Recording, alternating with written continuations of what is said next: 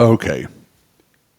The star-crossed nature of this Oklahoma offense is now affecting my work, and that's upsetting to me.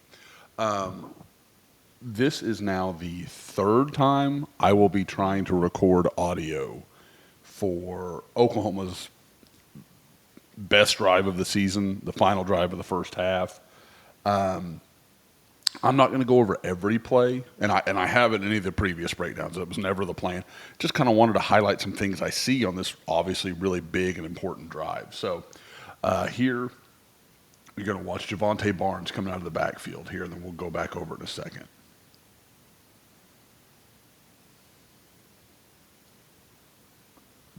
So, nice open field move there from Javonte. I've been told by some that he can't do that, but clearly that's not correct. So what you're looking at here is Oklahoma does a nice job. They're going to flood a little bit this way. Bauer Sharp's going to work up this way. Jacob Jordan's going to work this way. And then you're going to have Zion Raggins work this guy vertically. So, I'm sorry, Brennan Thompson. And then obviously they're going to hit Javonte Barnes. What they've done here and making this a really easy, safe look for Jackson Arnold is he knows who he's reading right here. Once Brennan Thompson goes in motion, he sees he's got man coverage. He has the easy look of, okay, now I know this guy right here has man responsibility with Javonte Barnes. That's how that's supposed to look. Because look, here you go, man. And and Jackson sells this really well, honestly. Downfield, eyes, boom. That's really well done. That's how exactly I would assume how Oklahoma would like him to do that. So here's a non-hold, a hold, sorry, that doesn't get called. Logan Allen gets away with one a little bit. This is I'm sorry. This is becoming rote for me because I have done this so many times. Okay, I want you to watch Bauer Sharp pull on this zone insert. Watch him come in and just boom. Yes, I know. Some people are just never going to see past what they've already seen, and Brent Venable said it tonight in his coach's show. You can't change what's happened. You got to move forward. Bauer Sharp has made plenty of mistakes. He made plenty of mistakes in this game. I'm seeing things to balance the scales a little bit. It's not all good. It's not all bad. But in the last few weeks, it's just been pretty much all bad. So take these victories, and maybe he can build on them. Maybe it's taken 8 games for the light to start coming on for him. But this is the guy we heard about all off season. Oh, man, he's physical. He's violent. He likes to block. He's going to mix it up, blah, blah, blah, blah, blah. We heard all that stuff, and none of it seemed to match up with what we were watching. But then you watch him on, these plays, and he's just killing people. Because, again, guys, watch when he blocks. Watch the initial contact. Boom. Knocks that guy back. But then he finds his feet, starts driving his feet, puts his hands on the block. Yeah, you'll take that every snap. That's great. Now, you're not getting it every snap right now. I get it. But something to build on. Another couple interesting moments here. Fabechi Nwiwu, look at him. He's going to overextend. He reaches out. He looks out of control here. This should be trouble, but he does a great job getting back under control. Almost crazy how he does this. Look how, he's way off balance. He's reached out, he's fallen to his left now. He's reaching out with his right. But just look how quickly he gets back under control. Boom. It's like he's back to center now. That's super impressive. That's not easy to do. Other than that, this is just a bunch of, nothing exemplary by the O-line, but solid. Doing what you need to do. You'll take that every time. I don't remember looking at that play as much. I went through all of it once, and then I came back, recorded once, failed, recorded again, failed. Again, another easy look. Same backer, same guy, has man responsibility with Javonte Barnes. And, guys, this is what they've lacked all year, making players miss in space. Okay, we've got you one-on-one out there. You're a running back at Oklahoma. You need to be able to beat somebody. If you can't beat somebody one-on-one, you probably don't need to be at OU. Let's just be really real with how simple that is.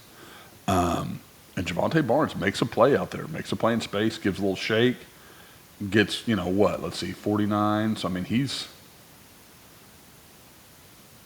you're talking about a 20-yard play. I mean, guys, how many of those has Oklahoma had in offense this season?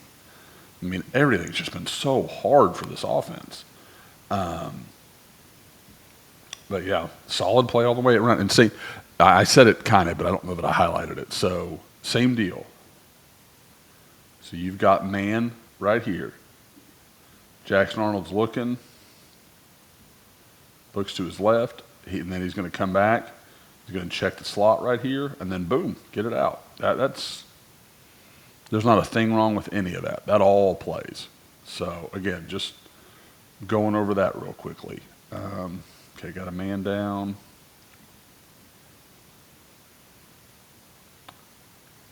Trying to remember there's about 5 or 6 plays that I've hit each time I go through this. And I'm trying to remember where each one is. I don't think this is one of them. I'm pretty sure it's not.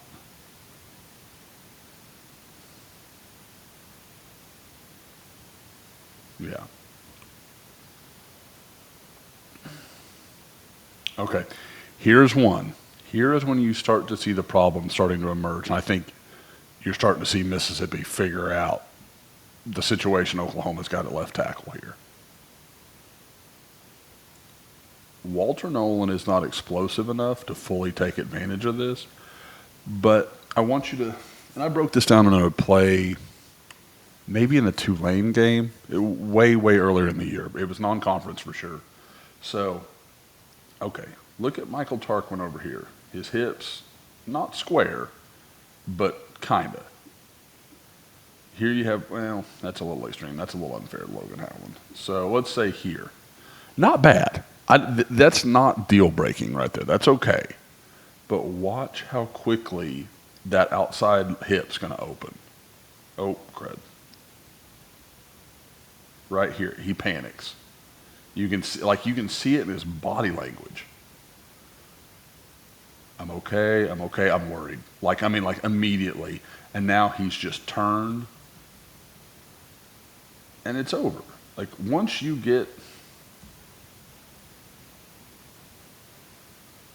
hips are here for an elite defensive lineman, you're cooked. Unless you are the 1%, unless you're Trent Williams. Trent Williams is one of the few guys that can move like that and has the strength to still do damage.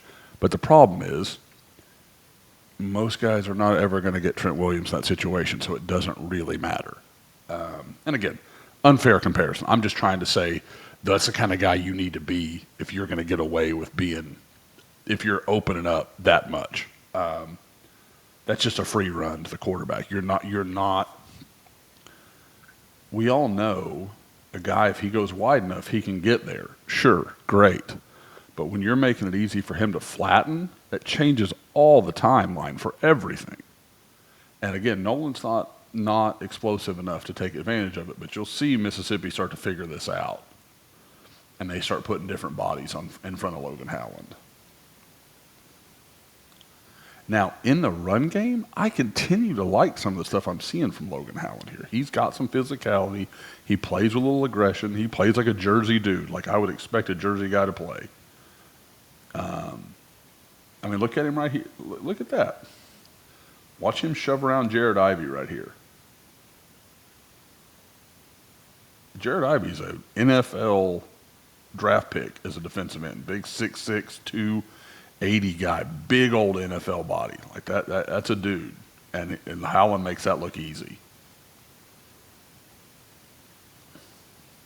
And again, the thing we thought we knew is that Howland's strength was going to be a problem, but he'd move well. So it's a weird thing. But again, kind of like Bauer Sharp, you have to understand 2 years ago, this guy just started learning to play offensive tackle. Now he's playing it against some of the best, college defensive linemen in the country. Like there's going to be a learning curve. There just is. But again, kind of like Bauer Sharp, you have to understand 2 years ago, this guy just started learning to play offensive tackle. Now he's playing it against some of the best, college defensive linemen in the country. Like there's going to be a learning curve. There just is. There's going to be a learning curve. There just is. So there he does it again. Watch him.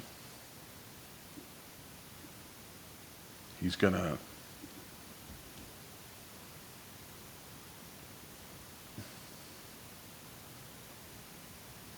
Okay. He's okay. He's okay. Danger. Like, and he just. And. Oh, sorry.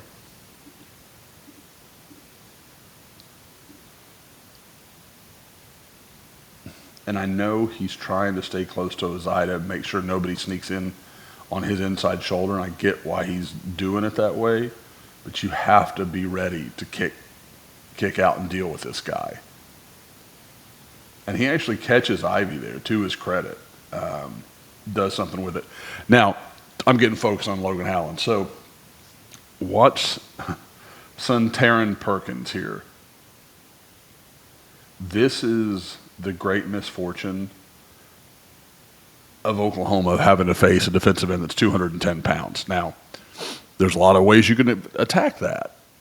But at the same time, this is a guy that played linebacker, was a huge recruit coming out of high school. I want to say one of the networks had him as a 5-star, or very close to it, one or the other. Super athletic guy, was an Ole Miss Alabama battle. I mean, that kind of tells you the water you're talking about. This is a big time dude, and he just, like, the way he closes that. I mean, that looks, the only guy I've seen look like that against OU this year is Anthony Hill. That's who that looks like to me. Just once he triggers and makes up his mind, he's so long and athletic, he's just hell to deal with. Watch it here, though, from this edge. So my only question, I have no doubt Bauer Sharp should have done more here. Like, he's got to sell that a little bit harder. He's got to maybe put hands on Perkins. I'm almost wondering if he is supposed to sell here and then come back around, almost to influence Perkins back inside. I'm spitballing. That could be 100% wrong. But what I also want to say is Jackson Arnold here, and I get it, man. He's been under pressure for huge portions of this game already. It's only going to get worse for him. Of course, he doesn't know that. But if he would just be patient here, he runs himself into this pressure, basically. So he's got time. Don't get me wrong, it's coming for him here, but he still has time. And if he'll just let Barnes engage with Perkins, and so